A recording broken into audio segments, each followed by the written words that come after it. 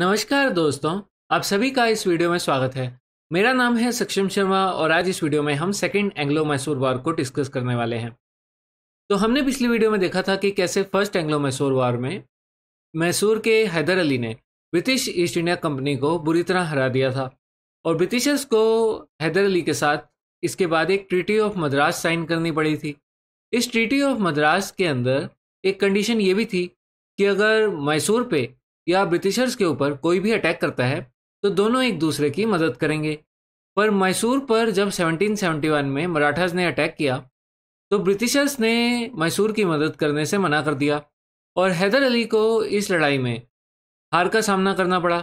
हैदर अली को यहाँ पे कई टेरिटरीज देनी पड़ी मराठास को और साथ ही मराठास के साथ शांति बनाने के लिए उन्हें सालाना 36 लाख रुपए देने पड़े। इसके बाद हैदर अली की ब्रिटिशर्स के प्रति नफरत और ज़्यादा बढ़ गई। हैदर अली ने फ्रेंच के साथ अलायंस बना लिया। अब फ्रेंच और ब्रिटिश तो पहले से ही दुश्मन थे। तो अब सिचुएशन ये हुई कि 1775 आते आते अमेरिकन वॉर ऑफ इंडिपेंडेंस शुरू हो गया था और इस अमेरिकन वॉर ऑफ इंडिपेंडेंस में फ्रेंच ने भी अमेरिका की मदद करनी स्टार्ट कर दी ब्रिटिशर्स के अगेंस्ट। तो ब्रिटिश इससे काफ़ी चिढ़ गए और उन्होंने प्लान बनाया कि वो इंडिया के अंदर से फ्रेंच को पूरी तरह से मार भगाएंगे। तो उन्होंने फ्रेंच की बचे कुचे जितने भी यहाँ पर टेरिटरीज थे उनके ऊपर अटैक करके उनको अपने कब्जे में लेना स्टार्ट कर दिया। तो उन्होंने पहले पौंडीचेरी पे अटैक किया जो कि फ्रेंच की मेन कैपिटल होता था इंडिया के अंदर, और पौंडीचेरी पे अटैक करके उन्होंने पौंडीचेरी को अपने कब्जे में ले लिया। उसके बाद उन्होंने फ्रेंच कंट्रोल्ड पोर्ट माहे पर भी अटैक कर दिया। अब माहे की एक खास बात थी, ये जो माहे था ये मैसूर किंगडम के अंदर आता है। ये देखो यहाँ पे दिख रहा है आपको मैप में। तो ये माहे जो था यहाँ पर हैदर अली ने बोल रखा था कि ये हमारी प्रोटेक्शन के अंदर है। और यही नहीं, हैदर अली ने यहाँ पर अपने सैनिक भी तैनात कर रखे थे और उसने ब्रिटिश ईस्ट इंडिया कंपनी को साफ कह रखा था कि अगर तुमने इनके ऊपर अटैक किया तो वो मेरे ऊपर अटैक करने के बराबर है। फिर भी ब्रिटिश ईस्ट इंडिया कंपनी ने उनकी वार्निंग को इग्नोर करते हुए माहे पर अटैक कर दिया। तो हैदर अली ने ये एक डायरेक्ट चैलेंज की तरह देखा अपनी अथॉरिटी के ऊपर। तो इसी के चलते हैदर अली ने ब्रिटिश ईस्ट इंडिया कंपनी पे लड़ाई शुरू कर दी। हैदर अली ने सबसे पहले आरकोट के किले पर अटैक किया। आरकोट का जो नवाब था वो ब्रिटिशर्स का साथी था, यानी कि वो ब्रिटिशर्स का एलाई था। यहाँ पर आपको ये आरकोट दिख रहा होगा।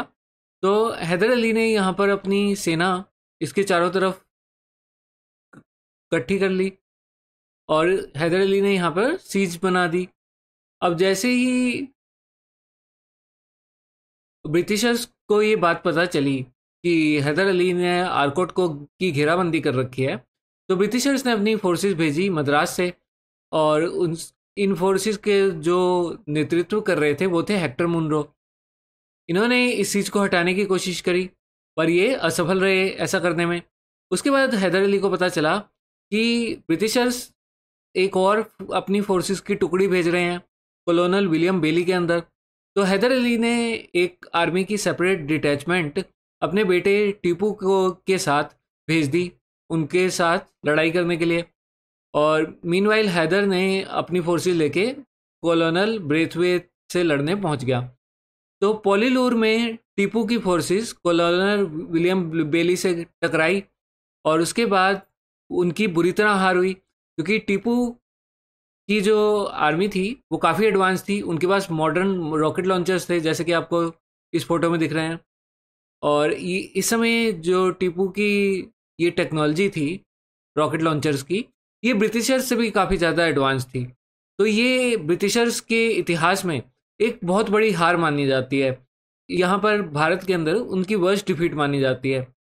तो यहाँ पर ब्रिटिशर्स को हार माननी पड़ी और उन्होंने सरेंडर कर दिया और काफ़ी सारे ब्रिटिशर्स यहाँ मारे भी गए।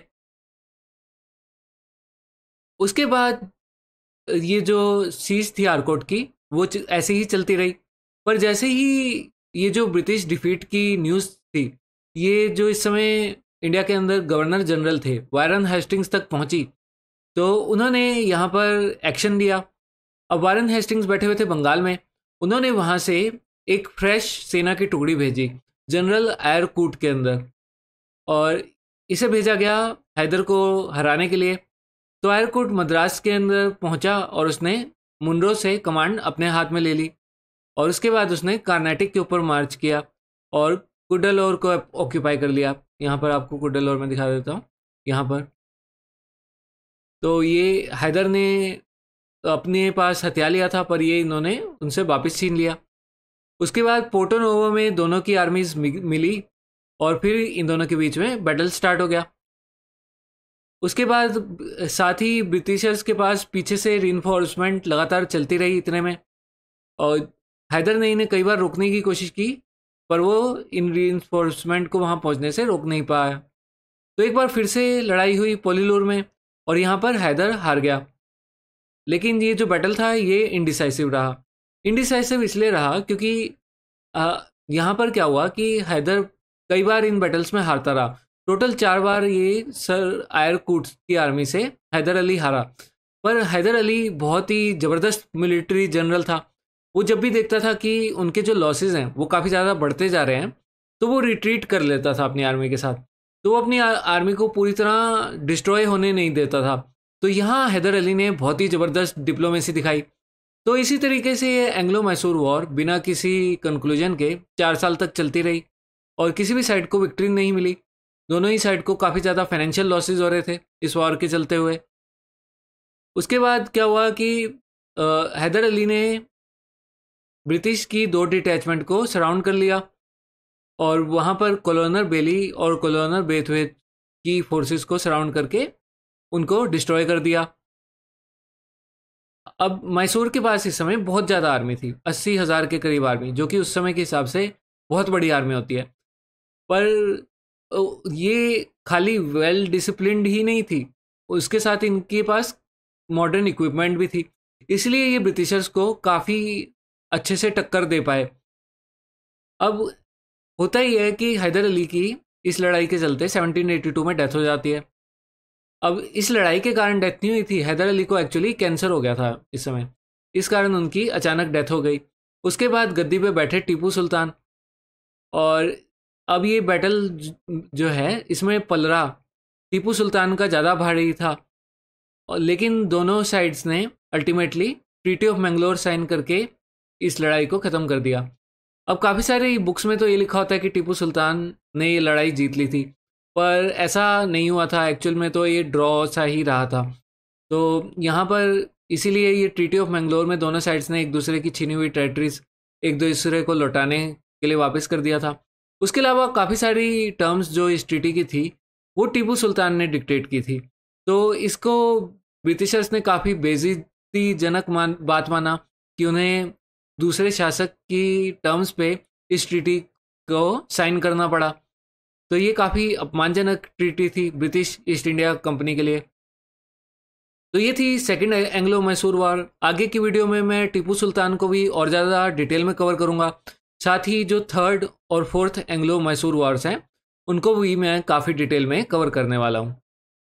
तो उम्मीद है आपको ये वीडियो पसंद आया होगा, और अगर आपको ये वीडियो पसंद आया है तो लाइक और सब्सक्राइब करना मत भूलिएगा। धन्यवाद।